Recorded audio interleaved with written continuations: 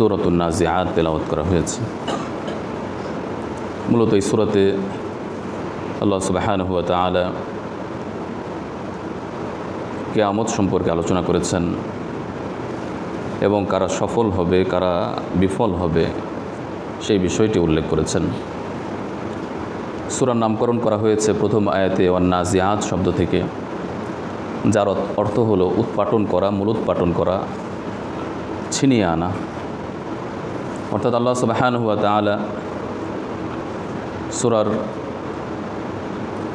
5টি আয়াতে কসম করেছেন, ফেরেশতাদের কসম করেছেন যে ওই সকল ফেরেশতা যারা ডুব দিয়ে প্রচণ্ড আকারে কাফেরদের রূহকে বের করে নিয়ে আসে, যে সকল ফেরেশতারা প্রচণ্ডভাবে কাফের মুশরিক অন্যায়কারী অপরাধকারীদের রূহ কবজ করে, ওই সকল ফেরেশতাদের কসম করেছেন। পাশাপাশি ওই সকল ফেরেশতা যারা সহজভাবে রূহকে বন্ধনমুক্ত করে দেয়, অর্থাৎ যারা আল্লাহর প্রিয়পাত্র মুমিন মুত্তাকি তাদের রূহ, যে সকল ফেরেশতারা সাঁতার কাটে আল্লাহর হুকুম বাস্তবায়ন করার জন্য, অর্থাৎ চলাচল করে আল্লাহর বিধানকে নিয়ে সামনে অগ্রসর হয় এবং সেই বিধানগুলোকে বাস্তবায়ন করে, এই সকল ফেরেশতাদের কসম করেছেন আল্লাহ সুবহানাহু ওয়া তাআলা। কসম করার অর্থ হলো যাদের কসম করা হয়েছে তাদের গুরুত্ব বোঝানো এবং সামনে আগত যে বাক্যটি বা যে কথাটি আসছে তার গুরুত্ব প্রকাশ করা, অর্থাৎ জবাবে কসম। আল্লাহ রাব্বুল আলামিন কসম করে এর জবাবে কসমে বলছেন, কসমের প্রতি উত্তরে বলছেন, সেটি হলো কিয়ামত সংঘটিত হবে। আল্লাহ সুবহানাহু ওয়া তাআলা তিনি যে কোনো মাখলুক যে কোনো বস্তু নিয়ে কসম করতে পারেন, এটি আল্লাহ তাআলার সেই অধিকার আছে। প্রকান্তরে মাখলুকের জন্য আল্লাহ ছাড়া অন্য কারো নাম নিয়ে কসম করা বৈধ নয়। আল্লাহ সুবহানাহু ওয়া তাআলা কসমের প্রতি উত্তরে বলছেন, ইয়াউমা তারজুফুর রাজিফা, প্রকম্পনকারী সেই দিবসে সকল কিছুকে প্রকম্পিত করবে। অর্থাৎ প্রথমবার সিংহায় যখন ফুৎকার দেওয়া হবে তখন সকল কিছু প্রকম্পিত হয়ে উঠবে এবং ধ্বংস হয়ে যাবে। তাতবাউহার রাদিফা, এবং তার অনুগামী হবে পরবর্তী প্রকম্পনকারী, অর্থাৎ দ্বিতীয় সিংহায় ফুৎকার। দ্বিতীয় সিংহায় ফুৎকার যখন দেওয়া হবে, দ্বিতীয়বার যখন সিংহায় ফুৎকার দেওয়া হবে তখন সকল কিছু পুনরুত্থিত হবে, সমস্ত মানুষ কবর থেকে জাগ্রত হবে এবং হাসরের ময়দানে উপস্থিত হবে। সেই দিবসে মানুষের অবস্থা কেমন হবে? কুলুবু ইয়াউমাইযি ওয়াজিফা, সেই দিবসে মানুষের অন্তর ভীত থাকবে, কম্পিত থাকবে। আবসারুহা খাশিআ, চক্ষুসমূহ অবনত থাকবে, নিচু থাকবে। এভাবে আল্লাহ রাব্বুল আলামিন হাসরের ময়দান কায়েম করবেন এবং সমস্ত মানুষ হাসরের ময়দানে উপস্থিত হবে। যে সকল কাফের মুশরিকরা পুনরুত্থানকে অস্বীকার করত তারাও সেখানে উপস্থিত হবে এবং তারা বুঝতে পারবে যে তাদের অবস্থা অত্যন্ত শোচনীয়, তাদের সাথে যে আচরণ করা হবে সেটি হবে অত্যন্ত ভয়াবহ। কাফের মুশরিকরা, নাস্তিক এবং বস্তুবাদী যে সকল ব্যক্তিরা আছে, আখিরাতকে অবিশ্বাস করে, পরকালকে অবিশ্বাস করে, তারা যুগে যুগে এই কথা বলে এসেছে, ইয়াকুলুনা আইন্না লামারদুদুনা ফিল হাফিরা, আমরা মৃত্যুবরণ করলে পূর্বের অবস্থায় আমরা প্রত্যাবর্তিত হব। যখন আমাদের হাড্ডি, আমাদের অঙ্গ প্রত্যঙ্গ চূর্ণ বিচূর্ণ বিগলিত হয়ে নিঃশেষ হয়ে যাবে, অস্তিত্বহীন হয়ে যাবে, তারপরও, অর্থাৎ তারা পুনরুত্থানকে, পুনরায় সৃষ্টিকে আশ্চর্যজনক এবং অবশ্যম্ভাবী মনে করে, অর্থাৎ পুনরুত্থান পুনরায় সৃষ্টিকে অসম্ভব মনে করে। এবং তারা এই কথাও বলে যে যদি তাই হয় তখন তো সেটি হবে অত্যন্ত ক্ষতিকর পুনরুত্থান। আমরা বিশ্বাস করি না, আর যদি এটা হয় তাহলে এটা আমাদের জন্য ক্ষতিকর হবে। আল্লাহ সুবহানাহু ওয়া তাআলা ইরশাদ করেন যে পুনরুত্থান সংগঠিত করা সমস্ত মাখলুককে, বিশেষত সমস্ত মানুষ এবং জিনকে আল্লাহ রাব্বুল আলামিন যখন পুনরায় সৃষ্টি করবেন এবং সকলকে একত্রিত করবেন, এটি আল্লাহ তাআলার জন্য অত্যন্ত সহজ।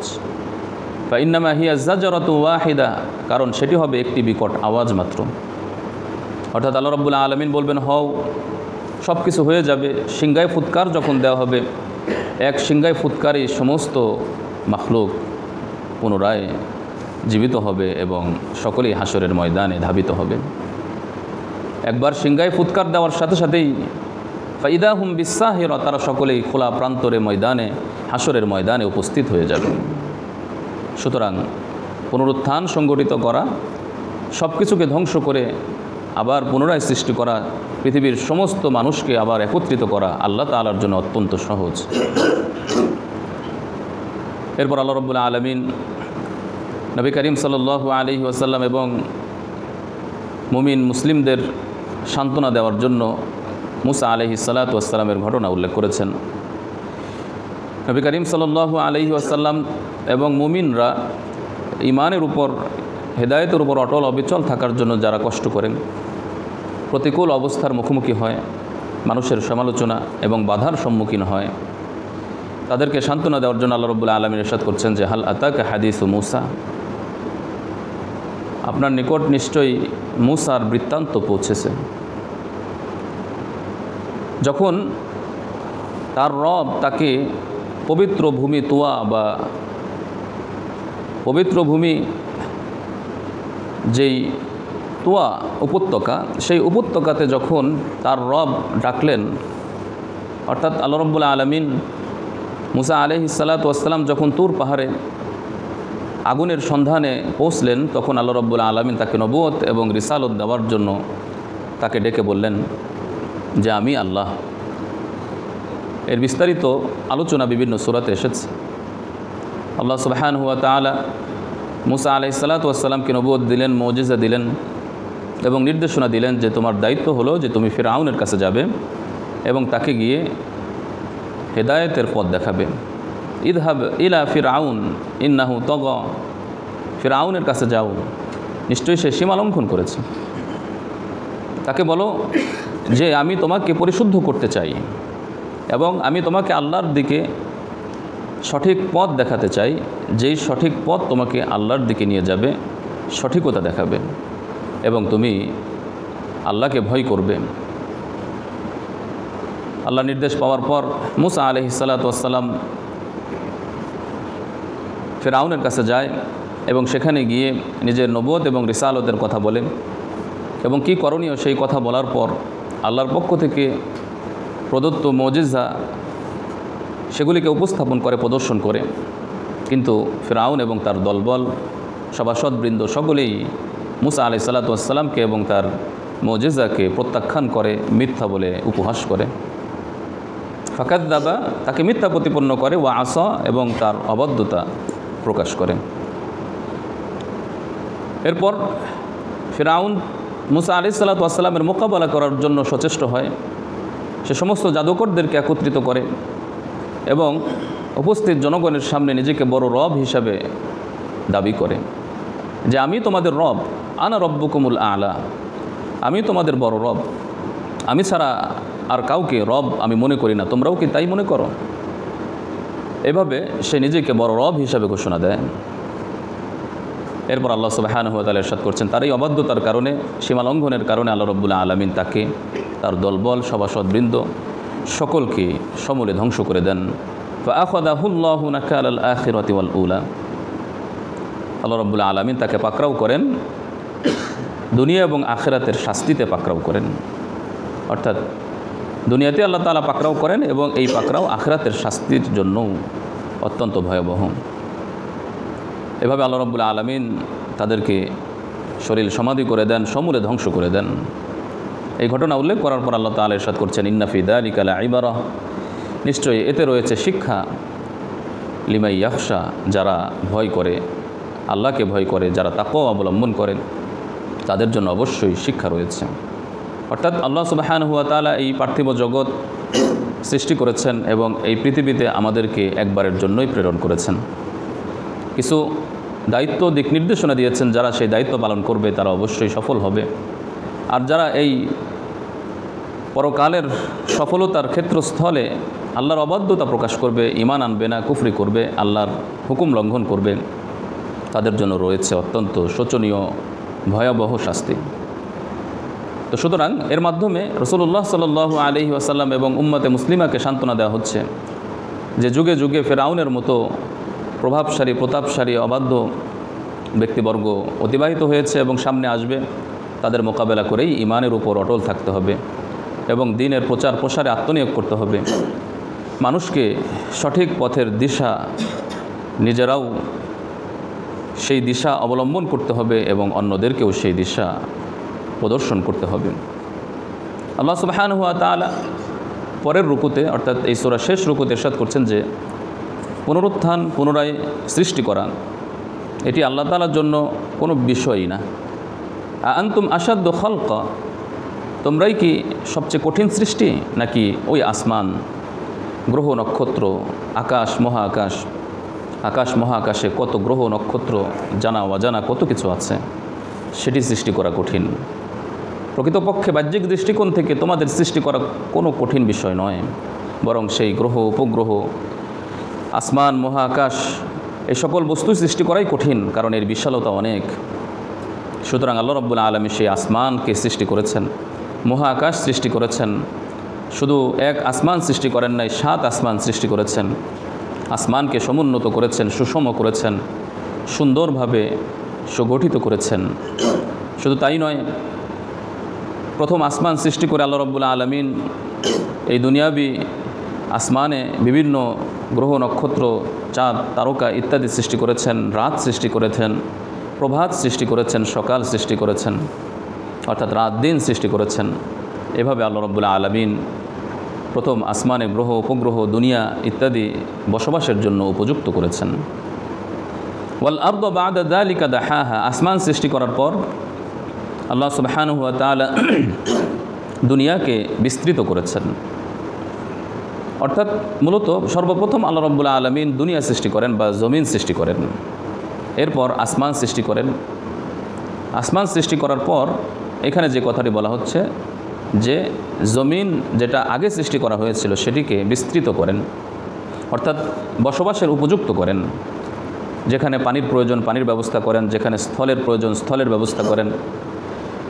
এমনিভাবে পাহাড় পর্বত সৃষ্টি করে জমিনকে কম্পন থেকে রক্ষা করেন এবং যেখানে যা কিছু সৃষ্টি করার প্রয়োজন, রিজিক, বিভিন্ন খাবার দাবার, শস্য ইত্যাদি যা কিছু প্রয়োজন সব কিছু আল্লাহ তাআলা সুন্দরভাবে সৃষ্টি করেন।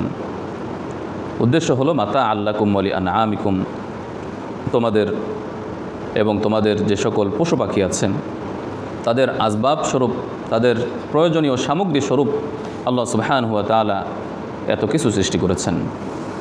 সুতরাং যে মহান সত্তা প্রথমবার সৃষ্টি করতে পারেন এত সুন্দরভাবে সুচারুরূপে, তিনি দ্বিতীয়বারও সৃষ্টি করতে পারবেন।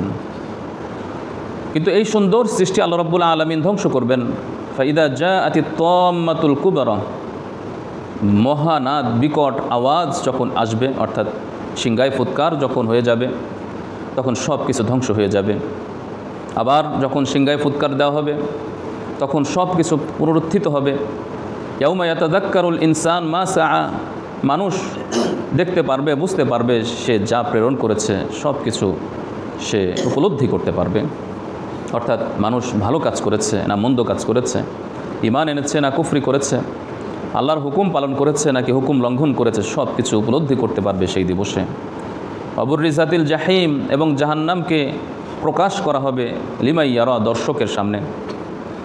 তাফসীর কারকগণ বলেন যে ব্যক্তি জান্নাতি হোক জাহান্নামী হোক, সকলের সামনেই জাহান্নামকে প্রদর্শন করা হবে। যারা জান্নাতি তারা জাহান্নাম দেখে আল্লাহ তাআলার কৃতজ্ঞতা জ্ঞাপন করবে এবং বলবে যে হায়, আমাদেরকে আল্লাহ তাআলা এই জাহান্নাম এবং জাহান্নামের শাস্তি থেকে রক্ষা করেছেন। আর যারা জাহান্নামী তারা জাহান্নাম দেখে তাদের আফসোস আরও বেড়ে যাবে, তাদের ভয় এবং আতঙ্ক আরও বেড়ে যাবে এবং তারা বলবে, এই কথা চিন্তা করতে থাকবে যে এই জাহান্নামে আমরা কিভাবে প্রবেশ করব, কিভাবে এর শাস্তি আমরা সহ্য করব। তারা জাহান্নামে প্রবেশ করার আগেই আতঙ্কগ্রস্ত হয়ে যাবে। সকলের সামনে জাহান্নামকে প্রদর্শন করা হবে। হাদিসে এসেছে জান্নাতও সকলের সামনে উপস্থাপন করা হবে। জান্নাতীরা জান্নাত দেখে তারা আনন্দে তারা দিশেহারা হয়ে যাবে যে আমরা এই জান্নাত লাভ করতে যাচ্ছি। আর জাহান্নামীরা জান্নাত দেখে তাদের আফসোস আরও বেড়ে যাবে যে কেন আমরা ঈমান আনলাম না, আমল করলাম না, এই জান্নাত থেকে আমরা বঞ্চিত থাকলাম। এভাবে তাদের আফসোস বৃদ্ধি করার জন্য জান্নাতকেও প্রদর্শন করা হবে। ফাআম্মা মান তাগা, সুতরাং যে ব্যক্তি সীমা লঙ্ঘন করেছে, আল্লাহর হুকুম লঙ্ঘন করেছে, ঈমান এবং আমল ত্যাগ করেছে, ওয়া আথারাল হায়াতাদ দুনিয়া, এবং পার্থিব জগৎকে আখিরাতের জগতের উপর প্রাধান্য দিয়েছেন, আখিরাতের জন্য প্রস্তুতি গ্রহণ করে নাই, আখিরাতের সুখ ও শান্তির জন্য আমল করে নাই, ঈমান আনে নাই, ফাইন্নাল জাহিমা হিয়াল মাওয়া, জাহিম জাহান্নাম প্রজ্বলিত অগ্নি তাদের হবে ঠিকানা। ওয়া আম্মা মান খাফা মাকামা রাব্বিহ, আর যারা তার রবের সামনে দাঁড়ানোকে ভয় করে, অর্থাৎ এই উপলব্ধি যাদের অন্তরে থাকে যে আল্লাহর সামনে আমাদের দাঁড়াতে হবে, জবাবদেহির মুখোমুখি হতে হবে, সুতরাং আল্লাহর হুকুম লঙ্ঘন করা যাবে না, হারাম কাজে লিপ্ত হওয়া যাবে না, ভালো কাজ করতে হবে, আল্লাহর হুকুম পালন করতে হবে, কারণ আমাদেরকে আল্লাহর সামনে দাঁড়াতে হবে, এই ভয় যারা রাখবে। ওয়ানাহান নাফসা আনিল হাওয়া, এবং নিজেদেরকে নিজের প্রবৃত্তিকে যারা কুপ্রবৃত্তি থেকে বাঁচাবে, অন্তরকে মনচাহি জিন্দেগি ইচ্ছামতো জীবনযাপন করা থেকে যারা নিবৃত রাখবে, ফাইন্নাল জান্নাতা হিয়াল মাওয়া, জান্নাত তাদের হবে ঠিকানা। সুতরাং ইচ্ছামতো জীবনযাপন করা কখনোই কাম্য নয়। ইচ্ছামতো জীবনযাপন তারাই করে যারা আল্লাহকে ভয় করে না, যারা দুনিয়ার জীবনকেই একমাত্র জীবন মনে করে, তারাই ইচ্ছামতো জীবনযাপন করে। প্রক্ষান্তরে যারা আল্লাহকে ভয় করে, ঈমান আনে, আমল করে, তারা ইচ্ছামতো জীবনযাপন করে না, বরং তাদের নিজেদের চাহিদাকে ইসলামের চাহিদার সাথে গণ্য করে এবং ইসলামী শরীয়তের অনুগামী করে নিজেদের জীবন পরিচালিত করে। সুতরাং তারাই হবে সফলকাম, তাদের ঠিকানা হবে জান্নাত। এরপর কাফের মুশরিকদের সেই চিরাচরিত সেই কমন সেই প্রশ্ন যে কিয়ামত কবে হবে, আল্লাহ সুবহানাহু ওয়া তাআলার প্রতি উত্তরে বলছেন, ফিমা আনতা মিন যিকরাহা, হে নবী কিয়ামত কবে হবে এটি তো আমি কাউকে জানাই নাই। কিয়ামতের সংগঠিত হওয়ার ব্যাপারে আপনার কি সম্পর্ক? আপনার সম্পর্ক হচ্ছে শুধুমাত্র কিয়ামত হবে এই বিশ্বাস করা, কখন হবে, কিভাবে হবে, কোন সময় হবে এটি আপনার জানার প্রয়োজন নাই, এটা আল্লাহর কাছে রয়েছে। এর জ্ঞান ইলা রব্বিকা মুনতাহাহা, কিয়ামত সংগঠিত হওয়ার চূড়ান্ত জ্ঞান আল্লাহর কাছে, আপনার রবের কাছেই রয়েছে।